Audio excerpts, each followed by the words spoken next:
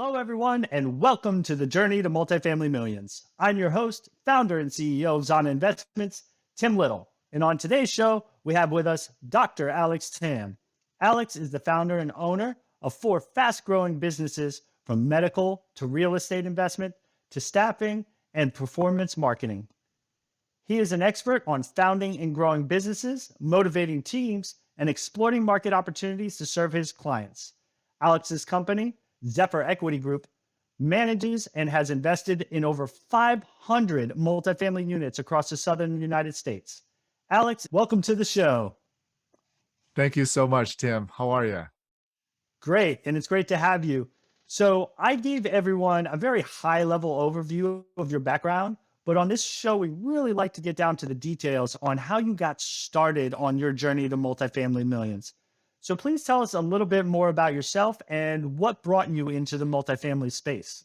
Yeah, this dates back a few years. It was in 2018, and I went to a 10X Growth Conference with Grant Cardone. Went to one of his conferences mainly for my own business. And when I was sitting there, he talked about syndications. That was the first time ever, Tim, I ever heard what a syndication actually was. And following that weekend, I think it was just the following week, we invested in our first limited partnership deal with him, and then realized that, a lot of people do syndications. And another trusted name in the community was Joe Fairless in Ashcroft. Invested with him in a few deals and did that for multiple years. Here comes October 2021, and my wife and I were looking at each other like, we need to get a little bit more involved in real estate. So we joined the Jake and Gino community, and then later on the MIH mastermind group. And within the last 11 months since we have joined, or almost 12 months now, we have gotten into multiple deals, general partners in some deals, asset management, capital raise, some joint ventures as well. So we're pretty excited since this is our first year being active on what the other years are looking like. Yeah, and so you've dealt with some really big hitters there in the space. You talked about Grant Cardone in your first time hearing about syndications. I find that's often the case, and what was the case for myself as well, right? Like, I didn't know it was a thing until I did. And my entree started with just researching single family houses as an investment vehicle.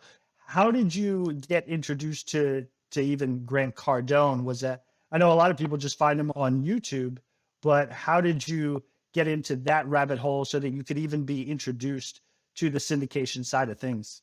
That was the year before in 2017, where I thought, I'm in the medical space, right?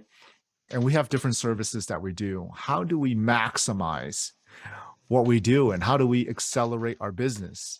And when I looked up marketing, his book came up. It was the Be Obsessed or Be Average book. You see a guy sitting on top of a plane, and we're like, what is all this? I bought the book, read it, read the 10X rule after that. I even started giving away the 10X rule book. And his 2017 was the first growth conference that he had. And I couldn't make it to that one. But the following year in 2018 was the first one I've gone to, and I've been going to every one since.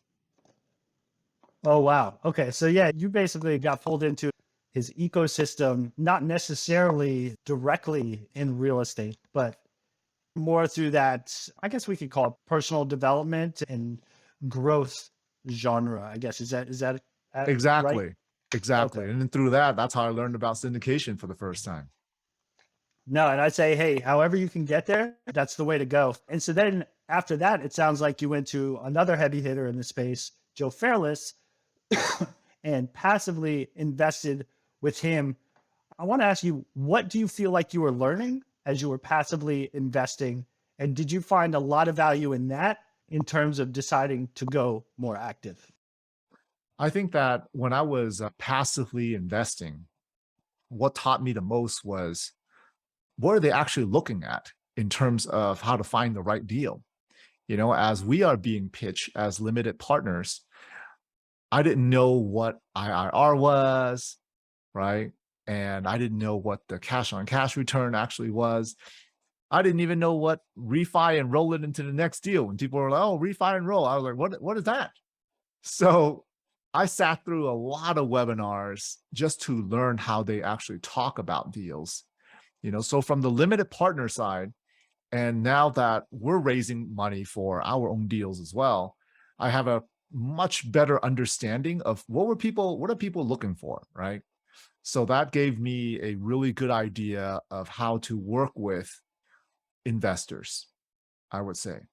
Yeah, and I think you bring up an important point about this industry, and that is the jargon that's involved. If you're not in this industry, a lot of that jargon seems very foreign to people, even those who might be investing in the stock market or their 401k. And so there's certainly a component of education that's involved, both as a responsibility for us as syndicators and the active investors and the individuals to educate themselves for doing these deals, as anyone should when investing. Did you have like an aha moment when you first did a passive investment to say, hey, this is a real thing. I've seen it work, got my first distribution check. So now I'm confident in this as an asset class? Yeah, I mean, before I even jumped in, there were people in the Grant Cardone community that have invested with him before. And I started reaching out to some of those people in the same ecosystem who have invested with him. They're like, oh, yeah, the deals are solid, this and that. And I talked to them about the returns. And at the moment, when I first started, I was doing my own, not short-term rental, the single family rental. And that wasn't cash flowing very well. And I said, why am I working so hard, not barely cash flowing, when I could do a passive investment with him and have it cash flow way, way better? So that's what we ended up doing. And not only believing in what some of these trusted people have shared with me, but also, like you said, getting my first check in the mail and being able to see the stats over time and the tax benefits. I mean, that's been huge. So Yeah, and we'll talk about that in a second because I certainly want to dive into that. But I think another important point that I wanted to hit on that you brought up was the vetting of sponsors. So, what you told me was, yeah, not only did I see it work, but before I ever invested my money, I talked to other folks who invested with them, vetted them as a sponsor, because there's a lot of us out there, right? Like this is becoming a very popular space. Sometimes we get in our own little echo chambers and feels like everybody's doing syndication. That's obviously not the truth. And most people, like we discussed earlier, don't even know what it is. But because there are so many people doing it, I think that vetting of sponsors is crucial, just like you would, again, any other investment. And it sounds like you knew enough to do that. And you talked about your single family not getting cash flow. How many single family did you own at that time? it was just one. It was Right. just my own home and one other one. And the other one, it was like everything went smoothly as it can go. And it was only cash flowing at about $125 to $150 a month, which later I found out was that's normal. And I was like, that's a lot of work. Exactly. And all it takes is one large expense to completely wipe out that profit that you were getting. The other issue that I always tell people when it comes to single family, like some people make it work because they can get the deals so low that, they buy it right. But it is hard to do that on a regular basis. And then the other piece is it's feast or famine. You're either 100% occupied or you're 0% occupied. And then as you grow, whether it's duplex, triplex, and then into commercial multifamily, you continue to reduce your risk the larger the asset. Because if you have one tenant out, two tenants out, well, that's not such a big deal in a 100-unit building. And I Right. think a lot of people don't consider that risk mitigation piece when they're trying to build these single family empires. Yeah, absolutely. And when I saw the amount of money I had to invest and also the amount of returns I was getting, I was investing the same amount pretty much in that single family.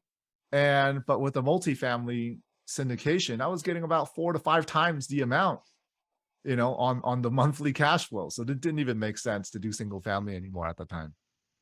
Yeah, exactly. And I think it's kind of a natural progression. That's what happened to me. It's what happens to most folks that I know that go into multifamily. a lot of them started out in single family, but weren't seeing the results or weren't able to see the scalability that they really wanted. So they moved on to bigger and better things. You talked about the tax advantages Oh yeah. of real estate and how that was one of the things that attracted you to that asset class. Can you talk a little bit more about that? What some of those tax advantages were that brought you in? Oh, of course. I mean, number one, the fact that your cash flow, right, due to depreciation, it doesn't get taxed, right? When you get the K1s at the end of the year. What I didn't realize was at the end of the year, you get a K1. And because as syndicators, we're able to use cost segregation to accelerate the depreciation. What I saw on average was it depreciated in year one about 50 to 60% of what I put in initially. And that's conservative, right? Some deals are even in the 70 to 75% range. And for a lot of people who don't understand what that is, for example, if you invest 100,000, well, being a real estate professional, you get 50%, let's just say very conservatively, right? In year one, 50,000 is right. It's written on the K1 to write off against your income. So when you invest 100,000 and you don't have to pay 50,000 in taxes, right, of your income, that's huge. I mean, at 40%, 50,000, 40%, you're saving 20,000 right there Yeah. automatically. And so I think there's different levels to how you take advantage of that, right? So there's the passive investors, they get the benefit of getting almost tax-free earnings on their investment because in many cases, at least, I've been able to write down from the K1s all my distributions, from that period, if not have a loss, which may write down other, real estate investments that I have. And then if you graduate to the point to where you're doing this more than 50% of the time, or there's other nuances, but get that real estate professional status, then you can start to write down your actual income, which is a whole nother level, especially if you file jointly and your spouse has a Exactly. W, then it's like orders of magnitude different, which I'm looking forward to because I think 2022 will be the first year that I'll hit real estate professional status. So I'm looking forward to that. Awesome. So what about you? Do you take advantage of that now? And if so, how is that given your chiropractor business? Oh yeah, my wife is a full-on real estate professional, Mm, because we're actively working on these deals, right? And because of that, and she's a majority owner in that LLC, so she gets, I mean, almost all the write-offs for it, which deducts against the income that I have, which is yeah, huge. that is huge. And I think people don't think strategically enough about their taxes. It's like, oh, let me just file my 1040 and call it done. Yeah, But especially when you get into real estate, you should have a strategy on how to go about it because, I don't want to get too deep into like depreciation recapture and stuff like that. But when you exit a deal and that depreciation recapture comes around, and it's a big capital event, right? You're probably going to get a big chunk of money, which is always a good problem to have, but it still may hit you on the tax side. So what do? You should plan for that and then find another deal to get into within that same year that's going to have that accelerated depreciation, bonus depreciation, whichever they're using, and will hopefully mitigate or completely wipe out that capital event that you have. But you wouldn't think to do that unless you actively plan out your tax strategy. absolutely. And hopefully, people have a professional by their side that's talking them through that stuff. Otherwise, they're leaving so much money on the table, or they're leaving it with the IRS, one or the other. Absolutely. 100%. Yeah. So I want to go into some of these other questions that I had for you. I talked about some of the stuff that you're doing. I want to know how you managed to find more than the 24 hours in each day that the rest of us have, because you're running several businesses and I just can't fathom how you're able to do that. Well, so it's in the power of multiplying myself, which comes down to virtual assistants. And to tell you about that, Tim, back in 2016, when I just had my medical practice, that's when people were telling me, hey, Alex, you got to really get into this social media game. You got to post on Facebook. I'm like, what in the world? Why do I have to post on Facebook? I'm already running paper ads. But then I saw why I had to do it. And that was the future. So I started making graphics myself. I got Adobe Photoshop. I was editing videos on Power Director, Adobe Premiere. So I was doing that on my own, but I was doing that on weekends, right? Working Monday through Friday. And then I'll spend 2 to 4 hours in the morning just editing videos and graphics. I said, there's got to be a better way.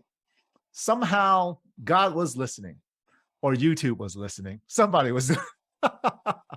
And I got into a virtual assistant. Someone says, why not hire a virtual assistant? I said, hire a virtual assistant? What in the world is a virtual assistant? I ended up hiring one from the Philippines and started off full time. They started editing videos and graphics for me. And then eventually I said, oh my gosh, what else can I delegate to a virtual assistant? You accelerate that 6 years now, I have 10 full-time virtual assistants that work for me. So that's just, they all work for me. They don't work for our clients. And earlier this year, I met someone else who was in real estate.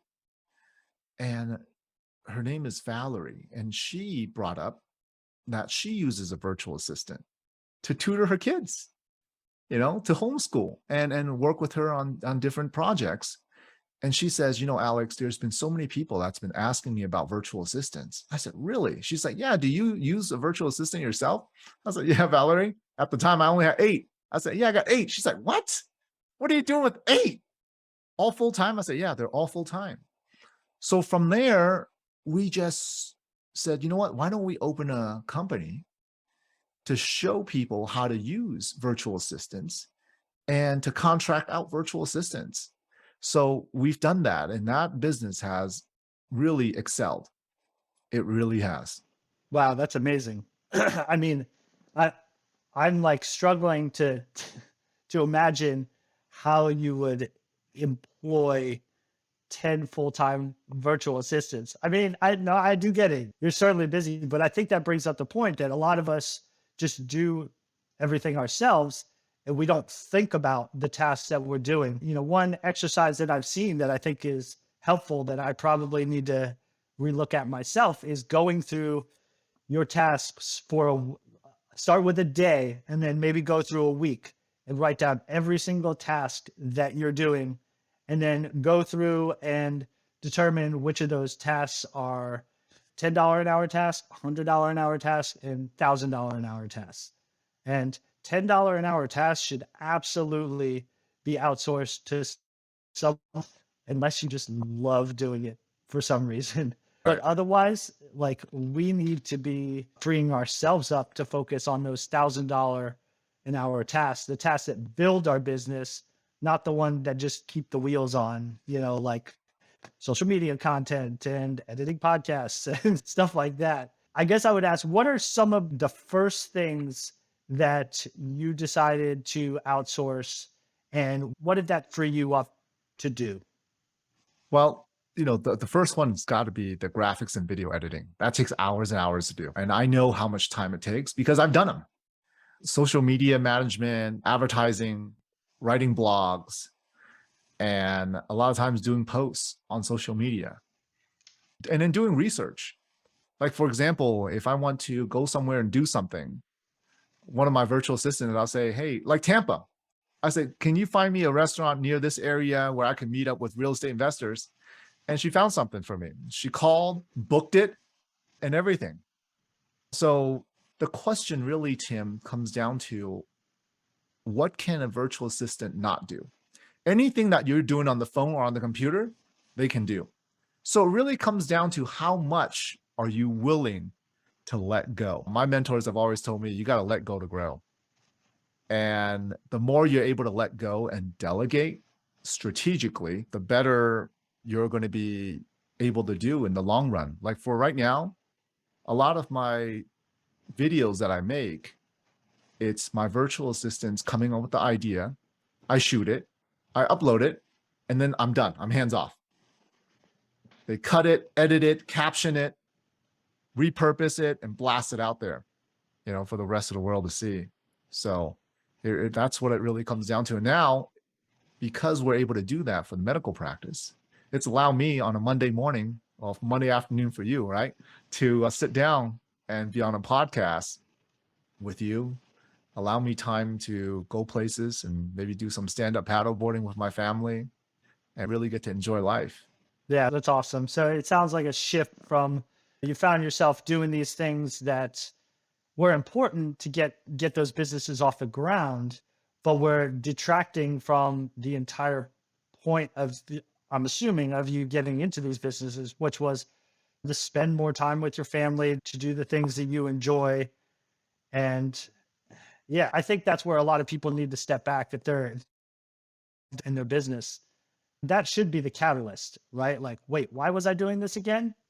Oh yeah, it's to provide time or financial freedom. Well, if you're sacrificing those for the express purpose of doing these tasks, then it might not make sense to continue doing that. One of the things I wanted to ask you, since we're on this topic, is how are you training your virtual assistants? Because I know a lot of people have problems with this. I think Yes. the first point is that you have to find those tasks which are repeatable, because then that way you can set up, a standard operating procedure, whatever you want to call it, the steps that they need to go through in order to conduct those tasks. So what did that process look like for you?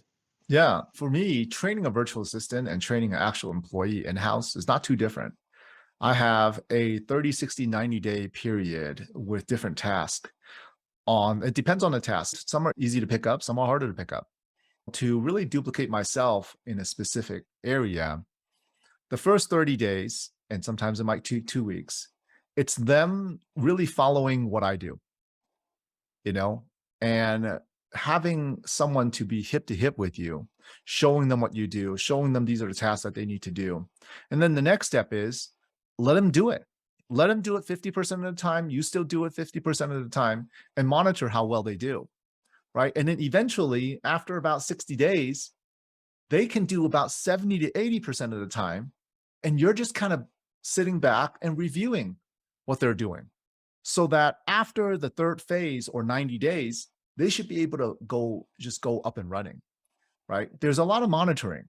What some clients don't understand is they think that you hire a virtual assistant and then they just take off and run. They tell them one time, I said, you would never do that with an employee. Right? Imagine if you hired a salesperson, you would be on them. Like, you're looking at KPIs, you're looking at everything. And it's that virtual assistant is the same thing. You put the time into a virtual assistant and look at what they're doing and really working with them, finding out their goals. What is their personal, professional, financial goals? The more you know about them, it's all about a relationship. All right. You build that relationship with them, the more they know what your mission, vision, and core values are, then they're going to know that, okay, this is what I'm working for. Yeah. And I think that's important too, that people understand this is not a set it and forget it kind of thing, that they have to treat it in the same manner, like you said, that they would a real employee, as if they were in their office or something else. Because hopefully it's a long-term arrangement. Absolutely. And you can watch them progress and provide them the resources and things that they want to do, which goes to what you talked about in getting to know them better and what their goals are. So I think that's a great point. Yeah, it's certainly something that I'm considering. I think the hard part is, again, putting the time in to identify those tasks that you want them to do and make sure that you're very specific.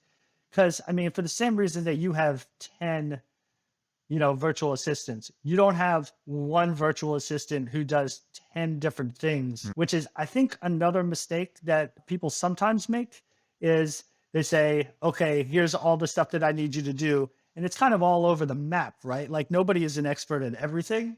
So I don't know. What are your thoughts on that? Since you're in the business, how would you guide clients into, determining what a good job description, I guess, looks like for? Absolutely. So the first part of what we do is when we sit down with a client, I have a onboarding call, like a first sit down call, more like a discovery call with a client, where I find out, okay, where's the bottleneck in your business?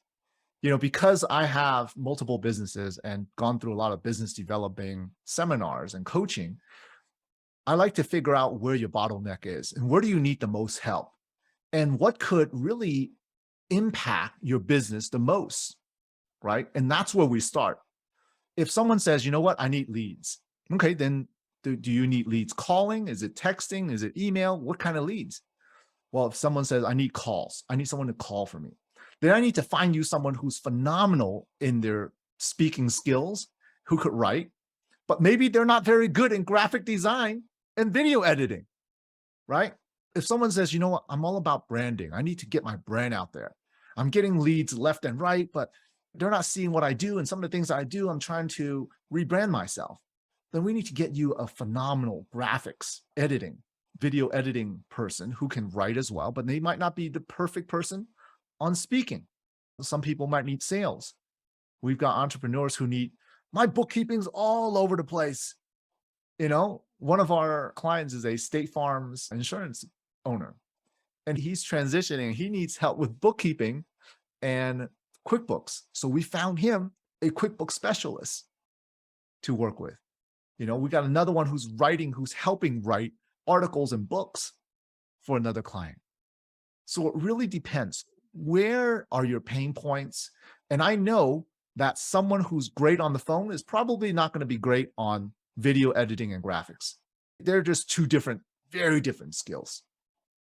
So it really depends on where do you need the help with most. Like, we're looking for a virtual assistant who's great in Appfolio right now.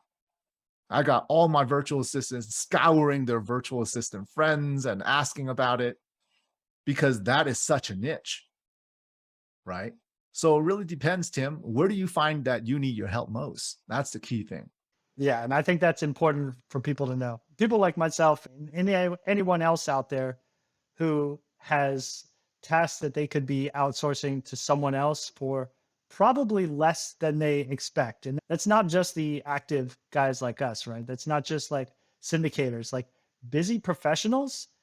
I would argue it's just as important that they identify those tasks too. People who are just passively investing, I think that's just as relevant a point because because they have their W-2 job, they don't think about stuff that they could outsource, but just like someone would have a cleaner or a cook come in, there's all of these other tasks that they could be outsourcing so that they could improve their quality of life.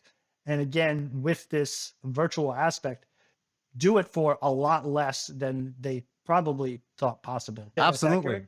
I mean, Tim, I'd give you an idea of what, like, one of the clients, he listened to another one of my recordings and he's like, Alex, I need you to hire a virtual assistant for my wife. I was like, okay, what does your wife need to do? Help with? So he started giving me, well, she needs help with booking appointments. Sometimes kids need their haircuts and they need to book that one, and dentist appointments. And I said, fantastic. So you need someone who's going to be great on the phone and who's organized, right? So for me, just for an example, I took my car out for an oil change. Well, my virtual assistant scheduled the appointment, told me where to go, drop it off. She paid for it when it was done. I just got to go and pick it up. So it was it. It was a quick transaction. It was as quick as I dropped it off in the morning. When I went to pick it up, they're like, hey, Alex, here's the receipt. You're good to go. I was like, thanks, guys. And I took off. Yeah. And some people may think that's a little much, but if you look at it like how Grant Cardone, for example, has a private jet, right? Most people think that's a gross use of excess funds, but then businesses and individuals who are entrepreneurs, they make the argument that, hey, when I'm on that plane, I can actually get work done. That 2 hours saved at the airport is time that I can get work done. So it goes back to that whole time is money, and that if they save that time and are able to do the work there, then maybe that's 2 more hours they get to spend with their family or surfing or working out, whatever it is, those things that they want to do.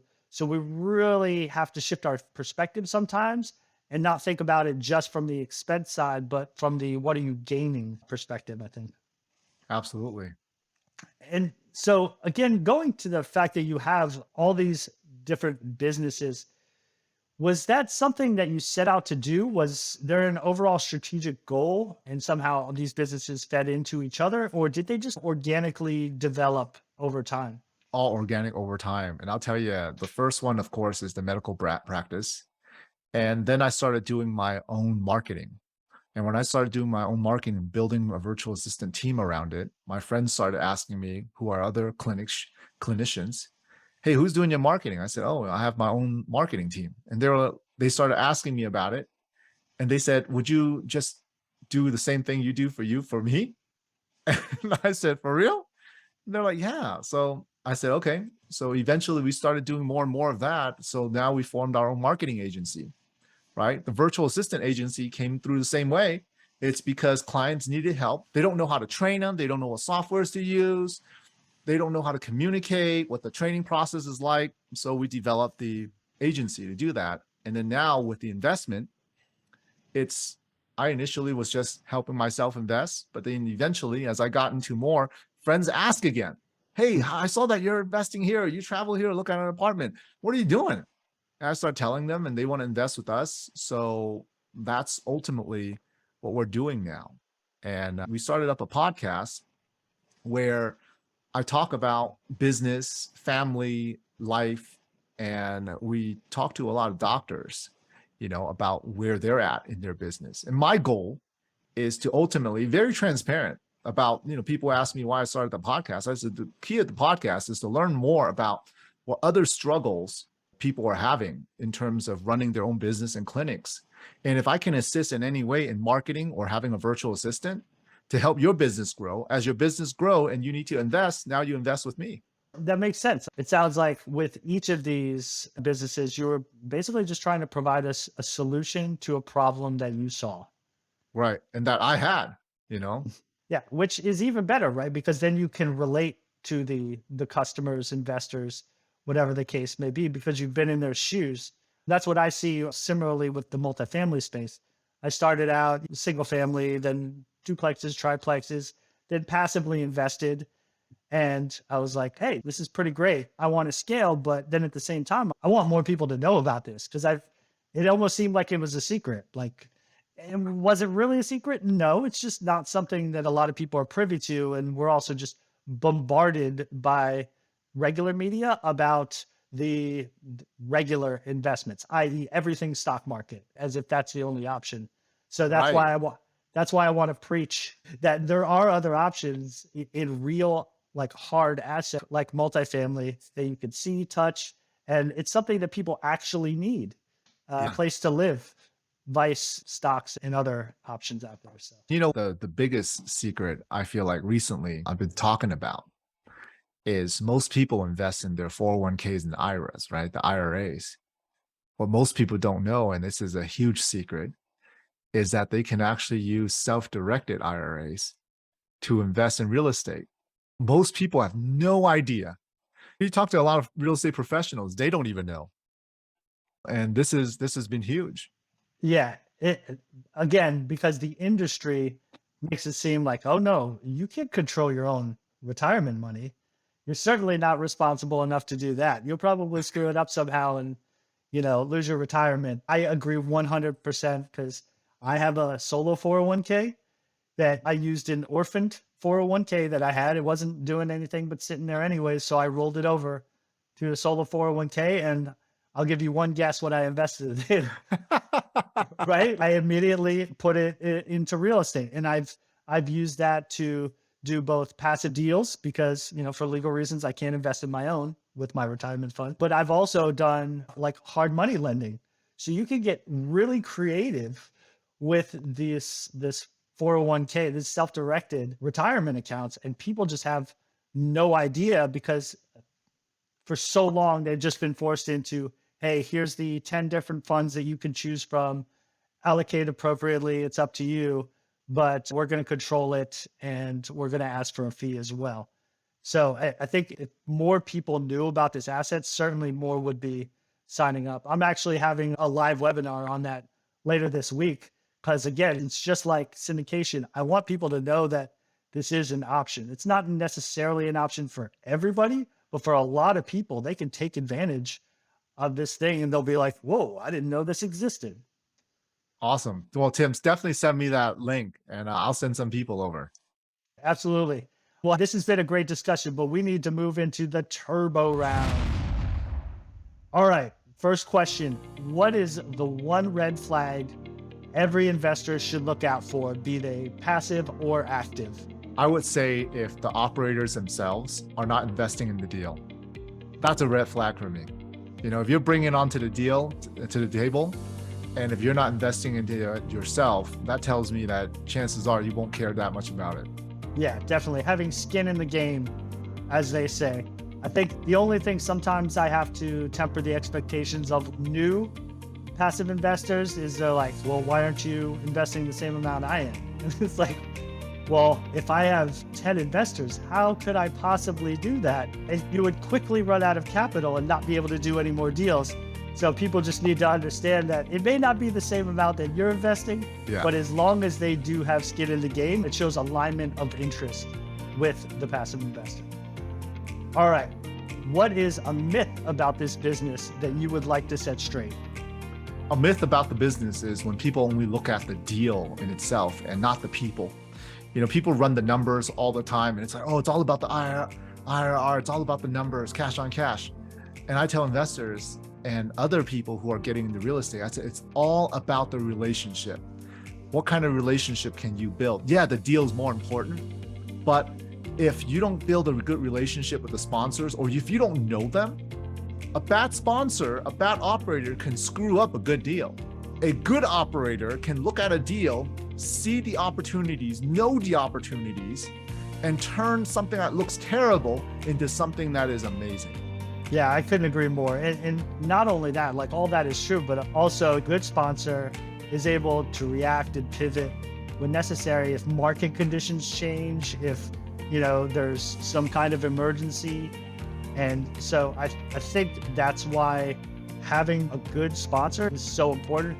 People tend to focus on the metrics, but if you look across the board in aggregate, honestly, a lot of them are very close, right? Like you could look at 10 deals and they're all going to be about the same. You may have like a different pref here or there, but they're not vastly different enough to make a huge difference. That's where the discriminator becomes who that operator is. Have they done a deal before? Have they done an exit?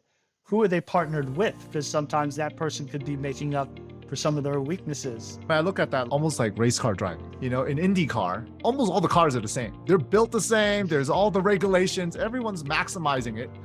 But why is it that there's a few teams that always win? Right? It comes down to the driver. It comes down to the team. It comes down to the pit crew. If they're driving the same car, it's on the same lap, same circuit, but why is there such a difference? Yeah, I never thought about that, but that's a great analogy. All right, and the last question, what does success look like to you? I think success to me means that I'm able to spend time with my family, build relationships with people, and being able to do the business on my own terms, where as long as I'm able to have the time that I want to have with family and not having the strap for time and have the freedom to say, hey, you know what? We should be doing this today instead of that, right? And of course, having the time and the financial means to do it. That's success to me. Yeah, that's great. So that time freedom, that financial freedom, yeah, those are ones we hear a lot. Well, Alex, this has been great. Please tell our guests how they can get a hold of you and if you have anything else that you would like to share with them. Yeah, they can get hold of me. Type in Alex Tam, Zephyr Equity Group. You can get a hold of me that way. You can give us a call, 775-717-0090. LinkedIn. I'm big on LinkedIn as well. See it, book a call with me. People who like to invest or who like to learn more about what we do, I like to have a chat first, right? Some people will say, I'm ready. Where do I send money? I'm like, wait, hold on. Let me know what your goals are. Let's make sure we're a good fit for each other before we dive in. Exactly. Because it all comes down to providing investors with the investment that's appropriate for them, right? People, Absolutely. like, I think we're going to have you on again because you're doing so many different things. We only touched on like one of your businesses, primarily the virtual assistant thing. But again, I think that's hugely valuable, not only for active real estate investors, but for passive folks and just busy professionals in general too. So I definitely wanted to focus on that. But we'll have to have you on again in a few months to dive deeper into your multifamily side of things, the assets that you have there, and what you're purchasing. So again, Awesome. thanks for coming on. And I really look forward to seeing you do big things on your journey to multifamily millions. Thank you so much, Tim, for having me.